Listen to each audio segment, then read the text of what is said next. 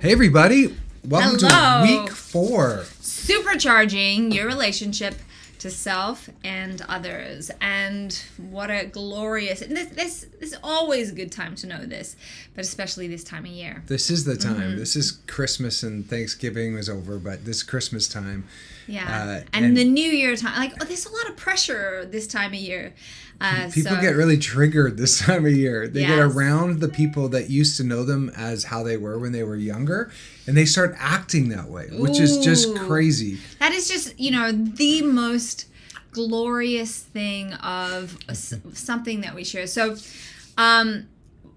we are ever changing. Our organs can completely rebuild themselves and our blood completely changes in a certain amount of time. So the fact that people think we're stuck or we're one way is just insanity. Yeah. We get to recreate and transform ourselves consistently, and if you're not growing, you're kind of dying inside. So the fact that people think, an old dog can't learn new tricks and all these things, it just simply isn't true. Our oldest dog learned the newest of tricks.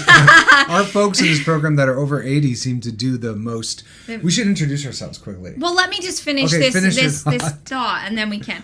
So one of the coolest things that blew our minds when we discovered it is that your perception of yourself, nobody else has. Nobody else. So every single person that you know has a different perception of you than you have of yourself. So when we feel like our identity is fixed and stuck, it simply isn't, because if you know 1,000 people, there is 1,000 different versions of you out there. Isn't that just wild?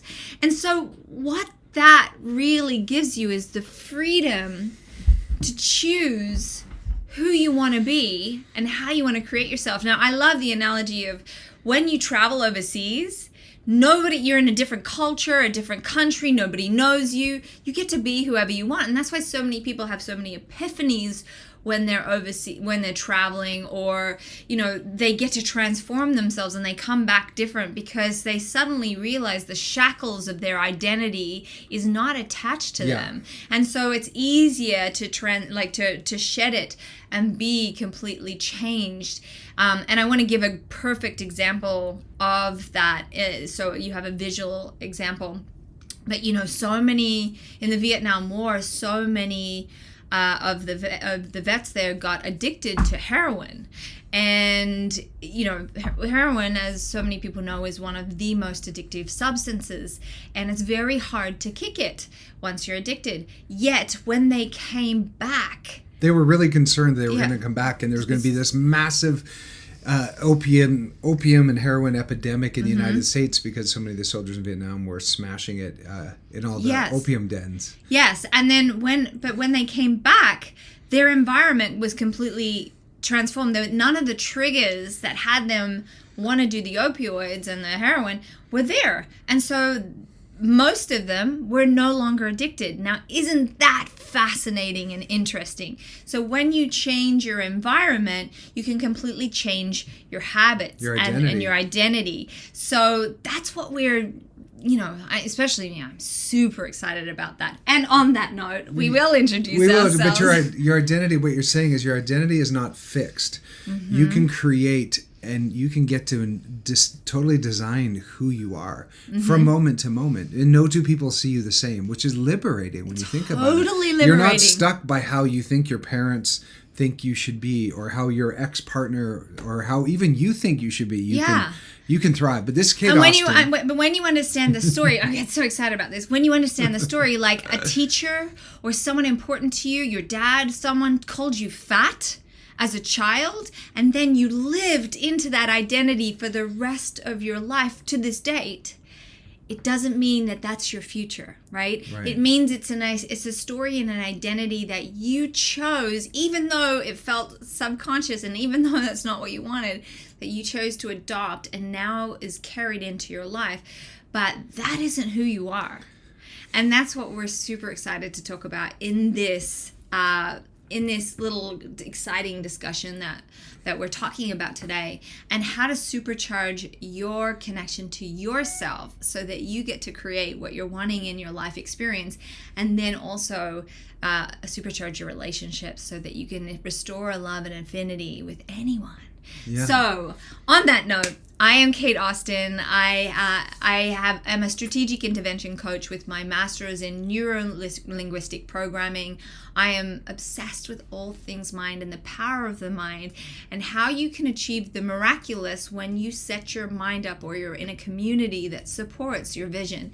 So that's what I'm all about. And this glorious human being right here. Did you say you were Tony Robbins trained strategic intervention coach? I said that first. I didn't say it was Tony Robbins trained. You just said NLP. But she also is what Kate's really good at is helping people identify their sabotages and their upper limits of how good they're willing to allow things in their life, and almost listen them into their greatness. And we're going to talk about listening a little bit further in this, because today's conversation is our fourth conversation of this summit, this wellness summit that we have, and the power to change. And so a lot of what we're talking about inside of your identity is one of those big levers to pull to have the power to change is your identity, and the identity that you get to create in the moment for yourself. So I'm Paul Green. I do make movies and I make music, but I'd say because I have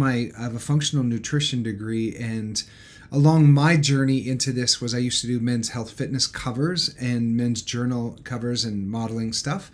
So I really learned how to take care of my physique from a vanity, but it was also how I fed myself and my family, I guess, was taking care of my physical body. And then my dad got ALS 10 years ago and passed away from it, and that is Lou Gehrig's disease, and that really put us on a pathway of trying to understand how the body deals with heavy metals and toxins and what causes neurodegeneration, and not just with Alzheimer's or not just with ALS, but dementia, Alzheimer's, what is diabetes, what is type 3 diabetes. And so it put me on a trajectory of really trying. My why is to have other families not have to go through with what we did with our dad, with my dad. And had we learned earlier about heavy metals and how to detoxify his body, we could have started that way sooner, and most likely would have avoided what took him out, saved his life. Yeah, had we. So what we're trying to do is introduce you all to some life-changing concepts. In some of the earlier ones, we did talk more about some of the mechanics and of health and well-being and how biochemical stuff. But today, we're really going to dive into this world of relationships. And I've worked with David Data. I've had some really profound teachers. My teacher, Kathy Martino, also, and Kate has spent some time with Bruce Lipton and Joe Dispenza. Yeah. Kate's done we've both done a lot of interesting work in the realm, and I did some tantric training back in the day with Alex Vartman. And so we've always been really curious. And 2 years communication program. The 2 years. We've done a lot. We care about this topic deeply. We do care, because the quality of your life really is the quality of your relationships. 1,000%. And so you can have all the money in the world, even all the health in the world, but if you're all by yourself, how do you enjoy it? Actually, I'm going to counter that, because if you are all by yourself, your health will decline. So much of our health and longevity is connected to others. Life is here to be shared. And, if we think about our great ancestors, they lived in tribes, they lived in communities, they lived together, they did things together. Families, babies were born in the home and people died in the home. It all happened together. And we're so far from that now. And it's like, everything's in a box. Individual. You're born in a box. Let's put the old people away. We don't want to see that. We don't want to see death. Births can't be done at home. It's dangerous. And it's like, no, that's what's been happening from the beginning of time. And yes, did people die? Of course. That's life. But it's like we're so afraid of what life is, and we're so disconnected from the the miracle of life being born into the home, and the miracle of death and what that brings. Understanding death in that way truly brings life, because we no longer get complacent about what it is to be alive and what it is to have life and to have, air breathing through our lungs and our heart pumping. Like, that's what matters. And, we get so caught up in these little menial things that just don't mean anything. They don't matter. They don't matter. If they're not going to matter on your deathbed, do not spend more than 5 minutes worrying about them right now. So anyway. So during this next, 30 minutes or so, we're going to cover not just, because it's your relationship, supercharging a relationship starts with your relationship to yourself, to that voice in your head. And so restoring, having the ability to restore love and affinity to anyone at any time starts with getting connected to that voice in your head. And what voice?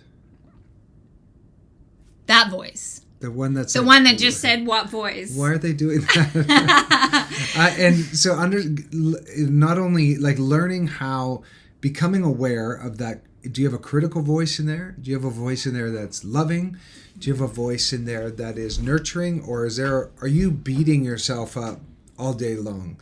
Because it's really hard to be kind to other people authentically, unless you start by nurturing and taking care of yourself. If you're unkind to yourself. And I want to say this because, especially when I speak to mothers or people that are very connected to family that they love, and it's like, if someone spoke to your child or your mother the way that you speak to yourself, what would you do to them? And some people are like, I would kill them. And so it's like, and that's how we get along, thinking it's okay to speak to ourselves that way. And it simply isn't. No. And we think we'll overcompensate by loving others so much. But it's usually coming from a place of needing that love ourselves. So we desperately love people, hoping that they'll give some back. That's truth right there. That's not unconditional love. So you cannot love truly and authentically unless you can be kind and generous to yourself. Now, that's going to trigger some people, and let it trigger you. I am saying let it trigger you, because if that's triggering you, like, I love this person, and even though I'm mean to myself, no. I'm telling you, it's not fully authentic, because you have to know how to love yourself. So if you're triggered, fantastic, beautiful, wonderful. I love that, because it means there's something to look at here. There's something that you need to disrupt in order to have your love be fully realized and authentic. And that's to start looking at yourself and start looking at how to love yourself.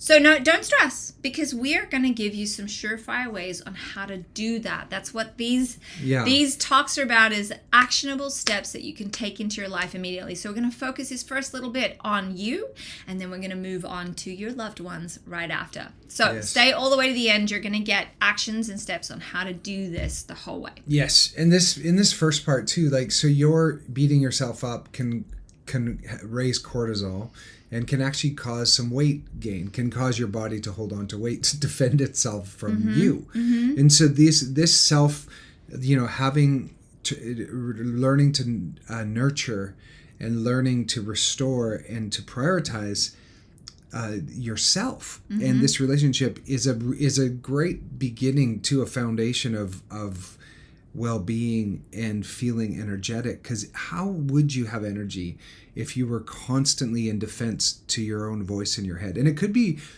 a critical parent's voice up there judging you, saying you're not good enough, or you're too loud, or you're the quiet one, or you're the fat one, or you're the shy one, the awkward one. You're physically like clumsy, or all of these things we get fed as a child, and we believe them, and it simply isn't true. And then our voice that's true. Continues on that tirade of negativity, instead of just loving what is and like building. So every pain point, we're not getting out of this life without pain. It just is. Or alive. Yeah, or alive. We're just not. I love that. It's just a fact, So you can either be completely consumed and swallowed by your pain, or you can use it as a platform to rise from. Now, no matter, even if you've been a victim your entire life, chosen, and I know it doesn't feel like it's a choice, but it's a choice to be a victim, you can change that at any moment and use all of that pain and suffering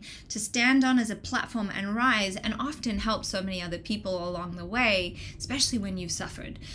So suffering is communal. Like, this life is you're gonna have your fair share of suffering. Life is pain, Highness. It's my favorite. When the Princess Bride, when she pushes him down the hill, and he screams, "As you wish." She's like, right before that, he goes, "Life is pain, Highness." Anyway, so some of you people will get that and love that. I've lost 90% of you, but that 10% that got that, it's worth it. Did you lose track? This identity thing that happens when you're young, if someone calls you a name too, some people try to overcome that, and that becomes their identity. And what we're here to share with you, some good news and some maybe bad news, the you that you know yourself to be might not actually be who you really are. Ooh. Who you really are is so much greater than your story that you're trying to overcome, survive, or fix, or change, or any of that. And so often some people, you might be 50, 60, 70 years old, and your whole life you've been living this identity that might not be who you truly are. It might be just you trying to survive something that happened to you. And so your whole life you create all these habits, all these ways of protecting yourself, even these personas to be outgoing and get love back, but it might not be who you are. And Kate and I have a year-long journey, and a big part of that journey is you discovering and creating who you are. But doing it from a place of power, and of course we use our past as fuel, but not as something to fix or change or even overcome. And so in this, Kate dealing with the subconscious mind, Kate has a really great insights into that, and I deal with a lot of the physical stuff. And relationships, which we're talking about today, is another pillar of our 3 big pillars of our year-long alchemy method.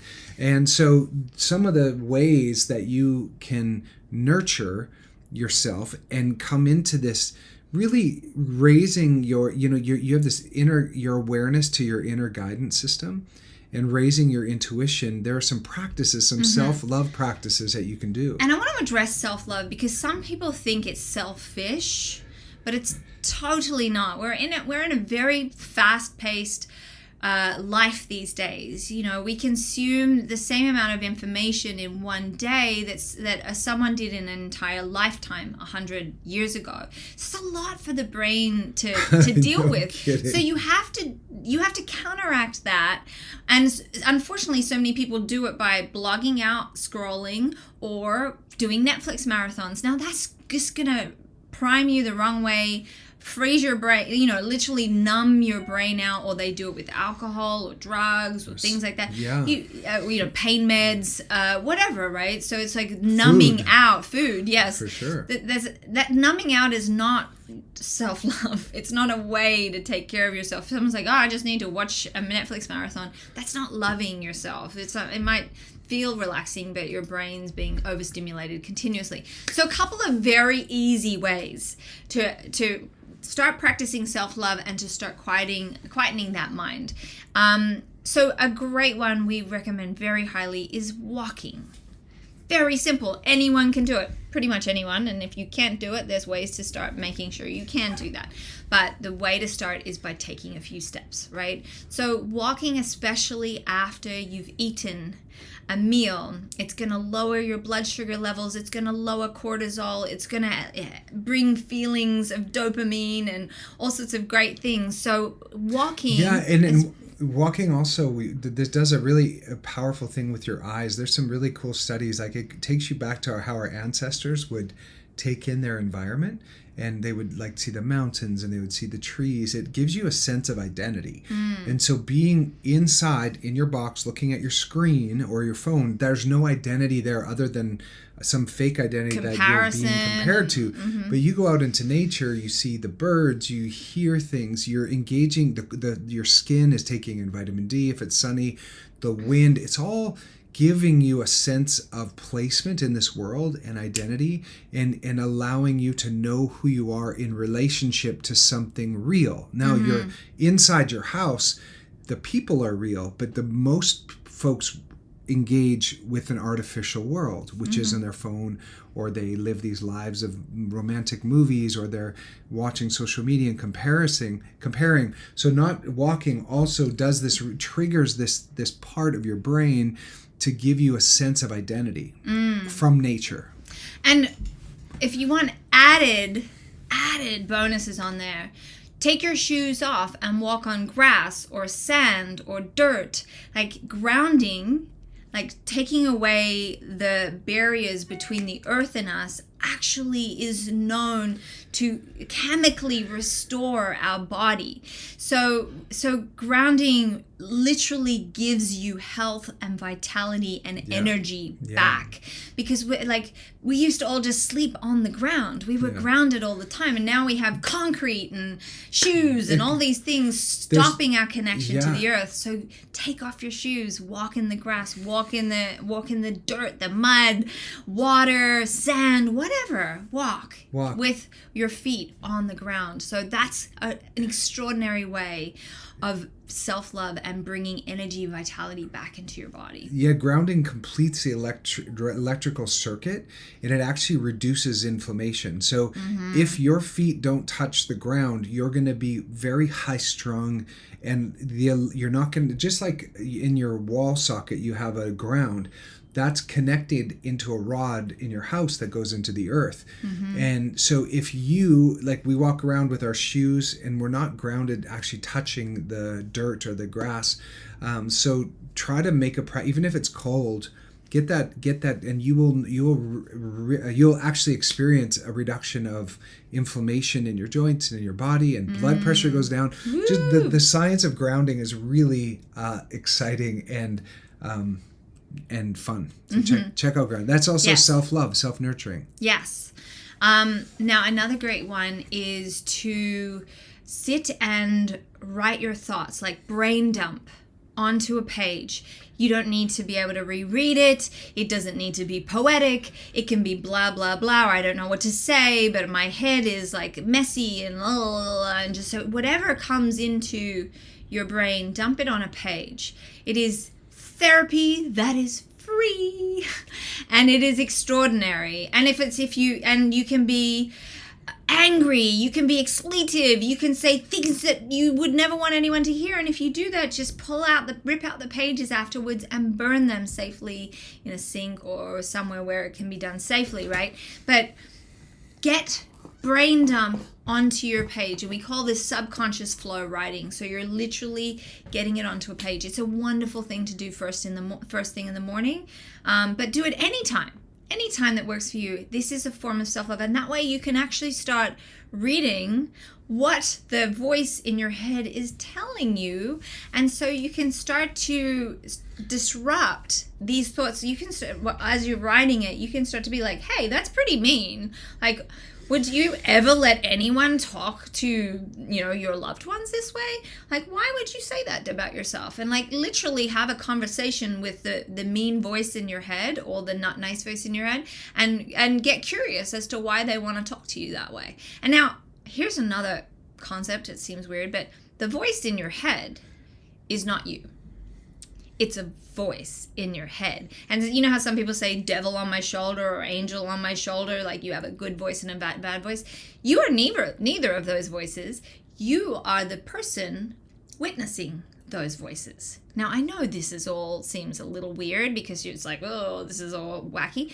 But you are not the voices, because you can change the voice based on the people you spend your time with, the books you read, the television you watch, the food you eat, the environment you live in, all of this can be transformed, and therefore it transforms that voice in your head. So that voice in your head is not you.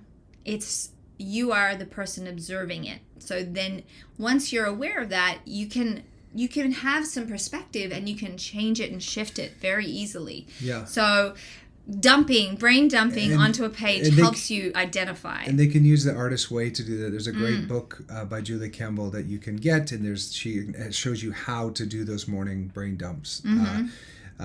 So another thing you can do is take yourself on a date to nurture your self-love. And it's a date by yourself. Yeah. It's not with anyone. It's by yourself doing something that you've always wanted to do. And that could be just a hike, a walk in nature. It could be going to an art gallery. It could be going to a pottery class. Yeah, it could be a movie. It could be anything, a walk in nature. Just doing something where you're treating yourself like somebody who deserves to be loved. Like treating yourself like you would a lover. Yeah. So and another way is a paper book, not just your phone. Like you could sit in your bath, in your Epsom salt bath at night. I've given that as medicine to a few of our students in our year-long program. Yeah, an Epsom salt bath at night, with some candles, some music. That can feel like very loving and sensual and beautiful. Chamomile tea. Yes, and a paper book, candles, and sit there in the hot bath with Epsom salt. And that's less than $1. I mean, maybe 30 cents for the Epsom salts, and the tea maybe another 50 cents. And that is some powerful medicine for yourself. And it could become a beautiful ritual as you're going to sleep at night too. So from there, though, you can't turn on your phone and start looking at people on social media. You got to go right from the bath into the pillow. Yeah, and you can read a little paper book as you're on the pillow, and then drift off into a love sleep. But yeah, reading books that also paper books that inspire you, that help that voice in your head, that teach you. So knowledge is everything. The more we learn and discover, the more we have to say, the more we understand, the more we can listen, the more we can see others' perspectives. So definitely reading keeps this gray matter growing and building and rewiring, and you're never too old to train your brain. And so reading is a way that really does that, and reading something that is not trash, that is going to expand your mind and elevate you. So important. So wonderful. So there are a bunch of and nature. Getting into nature as often as you can. Yep, that's a self. Like we talked about that a little bit. And while you're out there, you could try to get a massage in nature. There you go. Try to find somebody in nature and say, please rub my back. Make a date with yourself once or twice a month or once a week, depending on your finances, or find someone. Just walking to the beach, walking through the mountains, find a way that you can get amongst the trees, even if you're in a park. Talking about massages, not paying for nature. Okay. I was like, okay. No, but there's actually student massage places that have students needing to get hours.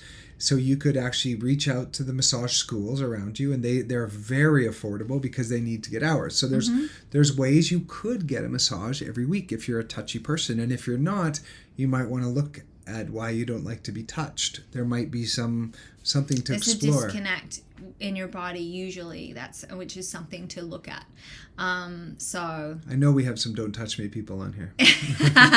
So we're walking, especially after a meal, a bath, an Epsom salt bath, self dates, reading a paper book that expands your mind, getting into nature as often as you physically can, grounding, so taking your shoes off once you're in that nature and allowing your body to reconnect, massage, and subconscious flow writing on brain dumping onto a page. So there are a bunch of tools that you can take immediately into your life to really start to notice what that voice is saying, and to start shifting it to being a voice that inspires and encourages rather than beats you up. Yeah, and in supercharging your relationships, we wanted to start with your relationship to yourself first, because it's like putting your oxygen mask on the plane first. Like, you do need to know how to take care of yourself before you can effectively help others. So that's the self part. There's a lot more there, which we go deeper in our year-long program, but we want to share now how a few really nifty things you can use this holiday that's coming up, or no matter what time you're any watching time this, of the year, to restore love and affinity with just about anyone. And we're going to give you a few of them. There's more, but these are just a few that we found work really, really well to bring things. You want to start there? Yeah. Ooh, Kate. Yes. Kate's going to share the first one with you. So, giving up your right to be right, even when you know you're right. Let that one soak in for a second. Yeah, there's generosity in doing that, because you're like, you might can know you're right, and you give up your right to be right. So you can either be right or you can have love. Because we all know that person that's righteous and right all the time, and you're like, oh, I don't want to be around them. Like, oh, they're painful. They have to prove their point the whole time. And then it just leaves everyone just like, ugh, like not at all wanting to have a conversation, to have, you don't want to even people stop even bringing up their opinions because this person's just going to argue their way to being right the whole time. Yeah. Nobody loves that person. Nobody wants to be around that person. So even when you know you're right, sometimes the more loving thing is to just allow people to have their belief or their opinion and say, okay, it's like, let's just agree to disagree. This is a fascinating conversation. This is what's beautiful about human nature. We all get to have a choice on what we perceive and believe. And that's what it is. So giving up your right to be right. Don't argue something to the bitter death. Don't believe that you are right and righteous, because depending on your certain set of circumstances of how you were brought up, or the people you're around, or the TV you consume, or the news you watch, you're going to have a certain belief. Yeah. And it ain't necessarily so. There is nothing we can say that we know to be absolutely true except the fact that we die.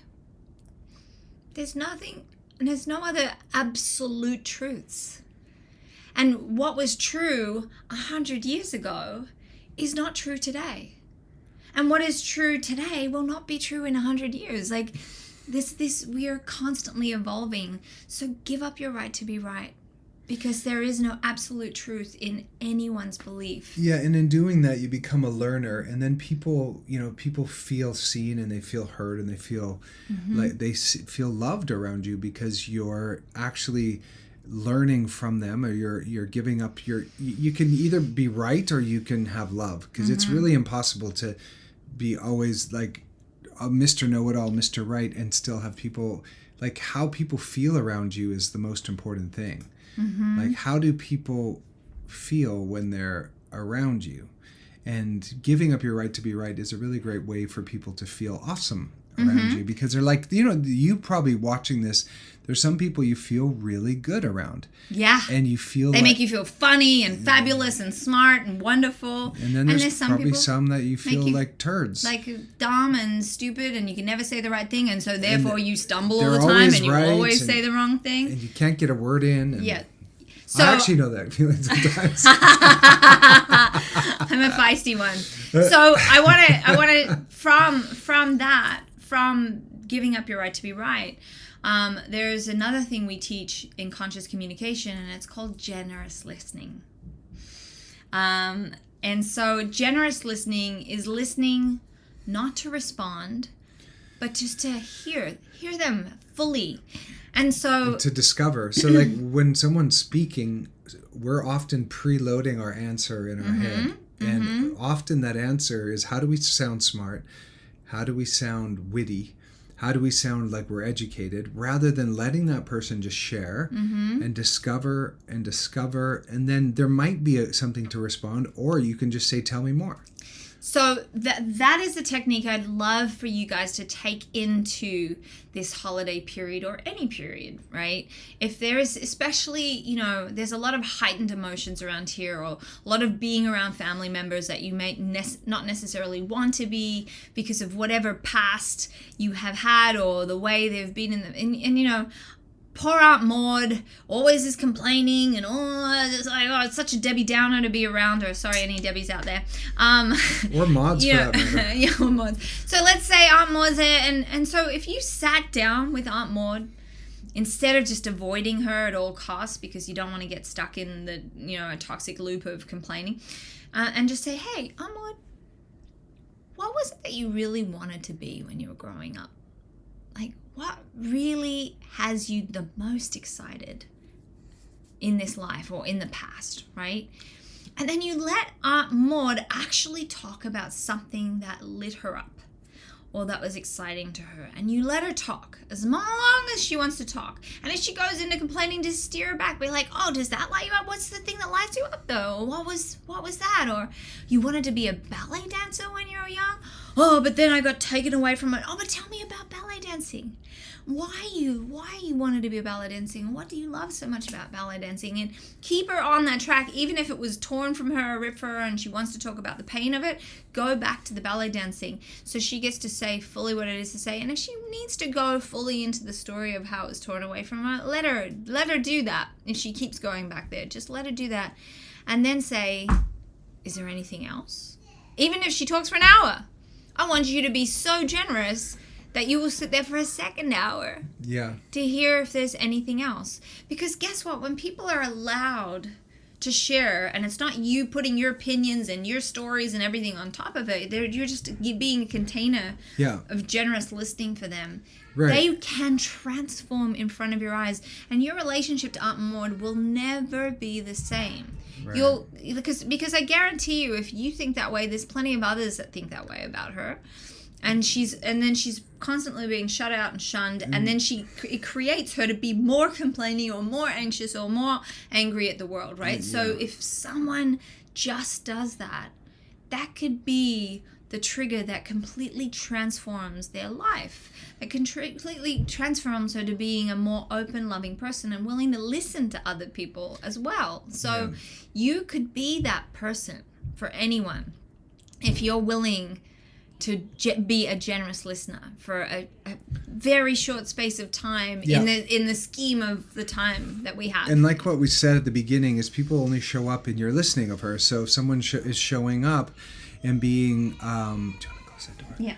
It just keeps opening. There's like a ghost out there. If people keep showing up and being, annoying and nitpicky and edgy and it's most likely because you're listening for them to show up in that space, and or there's an agreement of the group of you that, like, oh, here comes Aunt Maud again with her stories, or and so she has no choice but to sort of live into what everyone's listening of her is and expecting. So listening for someone for their greatness, not for like how they were last Christmas or last year or last time you hung out with them.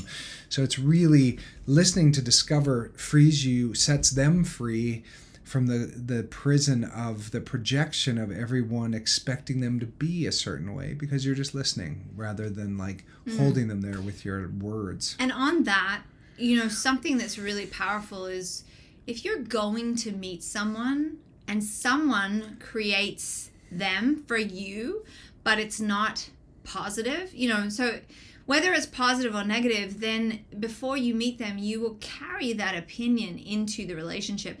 And so what we're asking you is to stop, collaborate, and listen.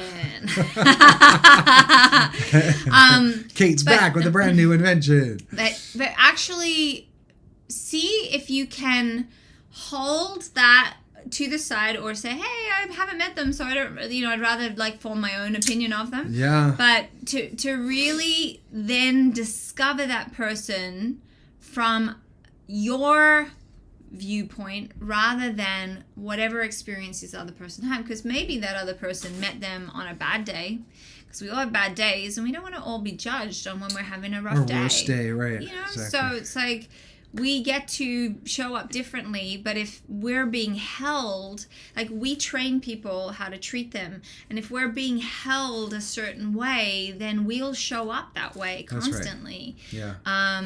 So it's a really important thing to be with someone who they are, where they are today, not who they were 20 years ago or how they were with this person or that person.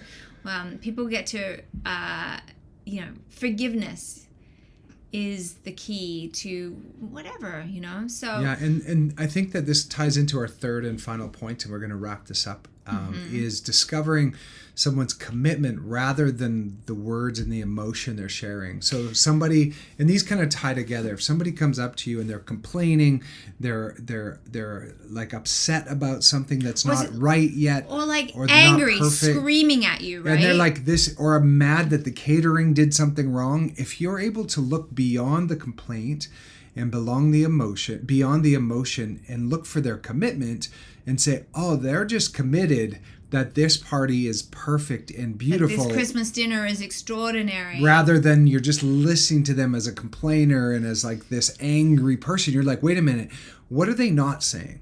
Like, what are they committed to? And if you can do that, that person will feel so seen by you and so loved by you. And I want to give you an example of that, right? So let's say someone comes out and they're maybe it is a catering at a Christmas function and the caterer's got something wrong and they just start screaming at you even though it's not your fault that the caterers did something wrong or they feel like you ordered something, and so it's hard to not to react with the same emotion that you're getting. So that's why people get in screaming matches, especially around this time. Is someone screaming at them, it's very hard not to match the energy of that. But a beautiful way of combating, especially anger, is to really be like, hey, I can see that you're really passionate about this. So it clearly means a lot to you.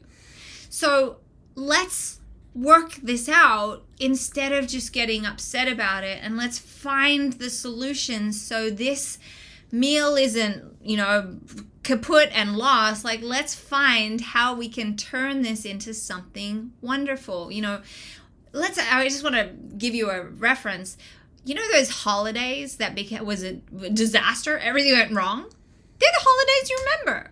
And then you can laugh about it or talk about it in a way. The holidays that were perfect and all the things happen right, they're gone. They leave your memory. It's the things that go wrong that generally create a sense of connection, a sense of power, a sense of disempower, whatever it is.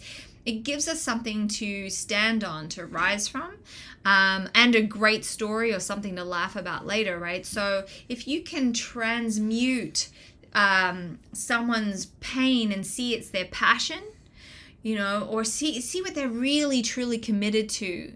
Even if they're complaining all the time, they're committed to something being wonderful generally, but they just don't know how to convey it in a way that is empowering for anyone, right? So if you can be the person to transmute anger, frustration, anguish, guilt, shame, pain, if you can transmute that for anyone, you're a wizard. Then you're a wizard, literally. And a love bringer. You're like an angel sent from above. So what a skill to learn. What a skill to be able to take whatever someone's throwing at you and just be with it. And or be an alchemist with it and turn it into something of higher value. And the program that Kate and I take people on a year-long deep dive into all this is called the Alchemy Method, and it's a part of our Freedom Alchemist platform. And so you learning how to alchemize, if someone's screaming and yelling at you, learning one way to alchemize that into something of higher value is to listen to what they're committed to and listen to what they're not saying. And because anybody can get triggered, anybody can get violent or responsive or check out or shut down, but how many people can actually stand there and be a container and use these tools to transform an environment, transform a person with love? And that is something worthy of learning as far as I'm concerned. I certainly don't have that skill mastered yet. I have a long way to go, but I've come a long way from where I was to being able to be with things rather than just wish they were different or take off or run or hide or shut down. Well, it's an infinite game, this one. It is an infinite game. I mean, we have met people that are masterful at this, and you feel so so they can just special they can be with anything. Glorious in their presence. Like, they just feel good. They feel so good to be around. And you feel so safe and so seen, you know. And so if this is it, like for me, if I become masterful at this skill by the end of my, like, you know, at some point in my life, and maintain that masterfulness with it, then I will have lived a life that is worth living. You know, it is that high a skill to have, that you can make anyone that comes into contact with you feel seen, heard, loved, and celebrated. Now, I believe I do that, but I'm a fire sign. I'm a fiery person, and I can do it in a specific way, but there is a level that I wish to achieve where it's like, like, doesn't matter, waves crashing, that you can be the container and that is unflappable, unshakable, no matter what. So, I mean, this is one tool in a toolbox full of ways to really have your relationships be extraordinary, and no matter how fractured or broken they are, they can be restored. We have so many testimonials of people reuniting with fathers they didn't speak to for 20 years just before their father passed, and then not living with regret, you know, of reuniting, you know, forgiving ex-wives, ex-husbands that had wronged them, and then and therefore then releasing all this weight because they're no longer holding on to unforgiveness. You know, being able to repair and restore relationships that are lost, or friendships lost, is the key to having so much of what you want. You know, you have the real estate in your brain is back to be able to do creative pursuits, for one, and you also have, you know, this sense of calm, this sense of well-being, like a new drive, a new passion, new love, you know, the ability to love again, to not be afraid to love again. Like, there's so much to it. So really looking at your relationships to yourself and to others is the key to having a glorious life. And so we do put a lot of energy. That's right. If you look at the 3 pillars of our triangle of what we teach, you know, it's mind that I do, body that Paul does, and connection to self and others. They are the 3 main pillars, and we feel like if you have these 3 pillars all connected, you can have or do anything in your life. And the quality of your life is equal to the quality of your relationships. Like, it truly is. So learning how to dive deeper into that, and if you're just not meant to be alone. Mm-hmm. You're not meant to check out and watch TV. That is not living. That is not life. Mm-mm. So if there's somebody that you know you should call, just pick up the phone and see what happens. Isn't that more of an adventure than you know nothing's going to happen if you don't. So, and even if they hang up in your keep face, trying. You're like, all right, I get to work on this skill and do it again. And like, something will have impacted them. Doesn't mean by the fact that you were brave enough to address it. That's true. Like, so even if they hang up in your face, then they have to live with, like, did I cut that off? Or like, or they have to be righteous about it. But there's something there that's going to trigger, rather than just ghosting, disconnecting. Yeah. You know, connection is everything, and it sometimes feels like the hardest thing you can do, but it becomes the easiest thing as you practice it, and the most rewarding. So, to wrap things up, we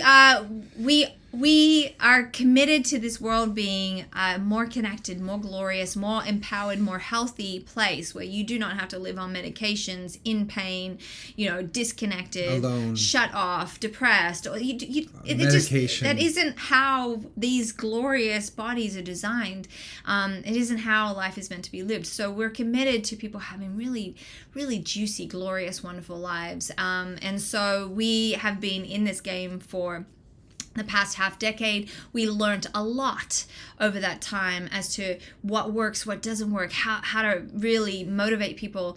And from all of the, you know, we saw some people just achieve the miraculous and be extraordinary, and some people do really amazing things and maybe backslide a tiny bit. Some people just couldn't get off the ground. And so from understanding the personality types and what's there and what's missing and what's needed, we created an extraordinary program where we have teamed up with the #1 functional medicine team in America right now to guide people step by step into having everything they want in their life, when it's releasing weight, like getting off medications, having their health back, reversing disease, reversing aging, having relationships back in their life, being self-expressed, having the career they want, all of it. So it's all connected, and we've packed this into this 1-year program. So if you want 2024 to be just extraordinary, and you can do it yourself. You can totally do it yourself. It just might take a lot longer. We've had hundreds of thousands of hours of programs and expensive things to continue our training so that we can handpick all the best things, all the best products, all the best techniques that we know works, as we've tested and tried it on hundreds of our clients. We have hundreds of testimonials of why it works. So we've created this program based on that. So if you want that extra, like you want to make it happen within 6 months to a year and really like have a life unrecognizable to yourself in the most profound, powerful way, then we invite you to book a call to see if it's a right fit. And we don't accept everybody. It's not for everybody. It's a specific type of program. So that's the reason we individualize it, and it's totally a bio-individual program. So that's why we jump on a call to see if it would work for you or if it would not work for you. So, then we have other things. If that won't work for you, we have a community that can support you and love you. So we're all about how we can help everyone.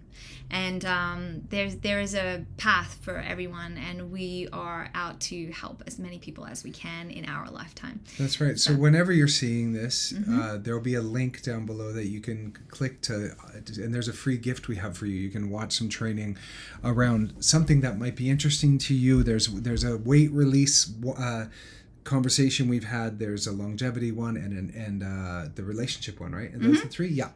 And so that'll there's 3 more coming in the following week. So tune in Wednesday 10 a.m. if you want to jump into this and learn more. Yeah, and we're giving it all away. And please share with somebody that you think that this might be just the sweet spot. It's Christmas time, so be generous, or whenever you're watching this. Yes. All right, we love you guys. Thanks for stopping by. And we'll catch you next week at the same time. It'll be between Christmas and New Year's is our fifth conversation in the Power to Change Wellness Summit. And we're really glad that you're here. You keep showing up. We have a lot of you here live with us, but some of you are watching this later. We see you, and we really appreciate you. And Merry Christmas. Yes, if you're watching this at that time. All right. See you Bye, later. everybody. Bye. Bye.